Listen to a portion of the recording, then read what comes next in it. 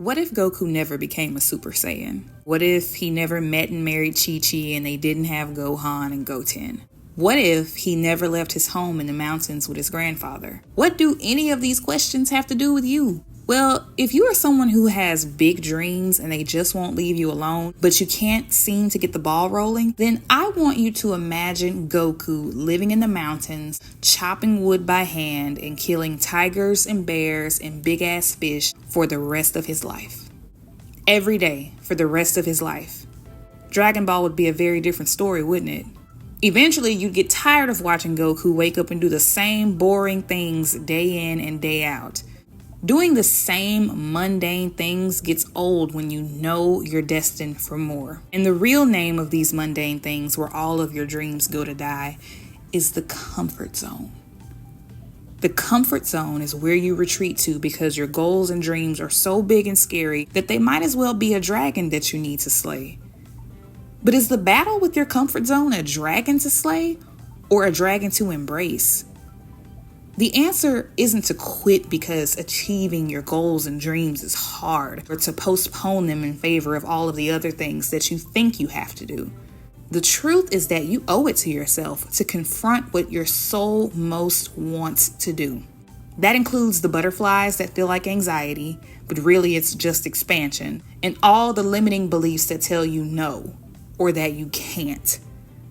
You must be willing to face every uncomfortable lick of the dragon's flames so that you can come out of the fire reforged. In Dragon Ball Chapter 1, we meet Goku, happily rolling along in the mountains and carrying out his responsibilities for the day. Goku is far from ordinary, with his hair growing every which way all over his head, a tail, and superhuman strength. But even more peculiar than all of those things is Goku's joy. He's living deep in the bowels of the mountains, and we learn that he's doing it all alone. In ritual, he reports his actions to his deceased grandfather by way of a strange orange ball.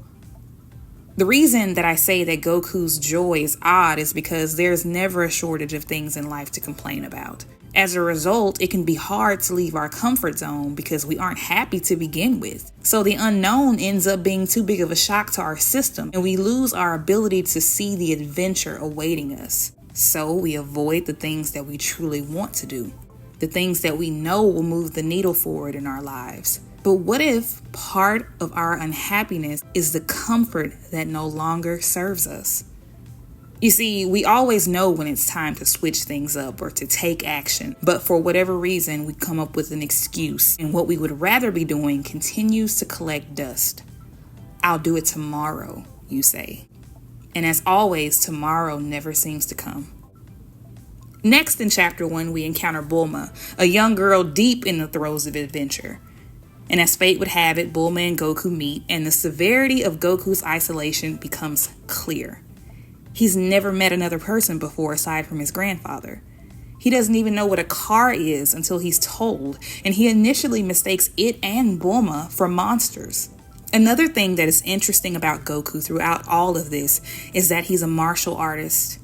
Yes, that is probably the most notable thing about Goku, but what makes it interesting in Chapter 1 is how deprived of challenges he is. Aside from blocks of wood and big-ass fish, nothing seems to satisfy his appetite for fighting. Everything is weak to him. In other words, nothing stimulates him. Not even Bulma unloading the clip on him has any real effect. Bearing all of this in mind, I would say that Goku has plateaued. With nothing to challenge him, he's become stagnant and he's stopped growing.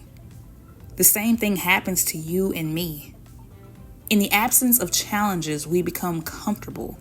We stop growing, but our mind never stops desiring new and exciting things, even when we lose our ability to understand that that is what's happening. Goku doesn't directly articulate that he wants a challenge, but it is revealed in almost everything that he says and does. After Goku and Bulma clear up their misunderstandings, an opportunity for growth presents itself to Goku. He learns about cars, and he learns what a girl is. But also he learns that the orange orb that his grandfather left him is a Dragon Ball. And when certain conditions are met, it can grant a wish. We learn a few things about Bulma too. She's more than just a cute girl. She's a genius, And she's a little odd herself. Bulma demands that Goku give her his Dragon Ball. When he refuses, she convinces him to accompany her on her quest to find the other Dragon Balls. Goku's Dragon Ball isn't the only one. There are 7 in total, and between him and Bulma, they already have 3. While Goku learns a lot from Bulma in their short encounter, she neglects to mention to him that once a wish is made on the Dragon Balls, they will scatter across the earth. All she cares about is getting the Dragon Balls by any means so she can wish for a boyfriend. And I can't say I blame her since she is young and we tend to be selfish when we're young, but it's pretty messed up since Goku considers his Dragon Ball all he has left of his grandfather. But anyway, destiny calls, and it usually calls us the same way that it calls Goku, without giving us all the details. Once Goku and Bulma decide that they are in fact doing this, we are introduced to some very interesting items, like the Dragon Radar. It's a device that Bulma invented to detect the Dragon Balls. And we also learn of Hoi Poi capsules, which remain some of the coolest stuff in the series. From a mere capsule, a motorcycle manifests and Goku and Bulma's adventure begins. As quickly as it starts, though, they make a pit stop.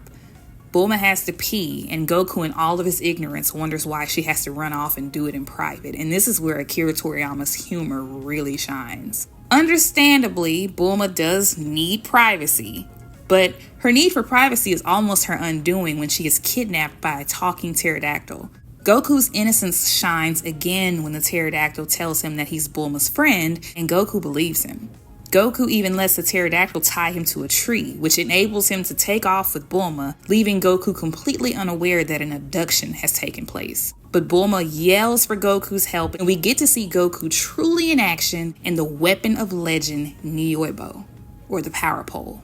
Riding the motorcycle for the first time and making it leap into the air on his own, Goku dismounts and jumps into the sky. He commands the Nyoibo to extend, and before our eyes, the staff grows and he deals a devastating blow to the pterodactyl. And so, Goku's first true op falls in battle, and Bulma is saved. We end the chapter with her hanging from the Nyoibo and pissing herself. For her bad behavior in deceiving Goku, I'd like to believe this embarrassing rescue is Bulma's punishment. Goku even laughs, declaring all swell that ends swell. And in my experience, this is also true when we answer the call of destiny. For our bravery and our hard work, we are rewarded. That gnawing feeling of not being an active participant in our own lives begins to fade away, and we discover how far we can really go. Goku didn't become a Super Saiyan and do all of the amazing things that he does because he's powerful. That's only part of it. He becomes those things. He literally transforms before our eyes because he is willing. Because he was willing to leave the mountains and hunt Dragon Balls. He decided to go to places he had never gone to before because there was a call ringing in his ears that he couldn't ignore. It's easy to say it was a sense of duty to uphold his grandfather's teachings to be nice to girls. But throughout this chapter, we see that Goku is in need of a challenge. Something to shake up his mundane, everyday life. Goku is great because he answered the call to leave his comfort zone. What will you do?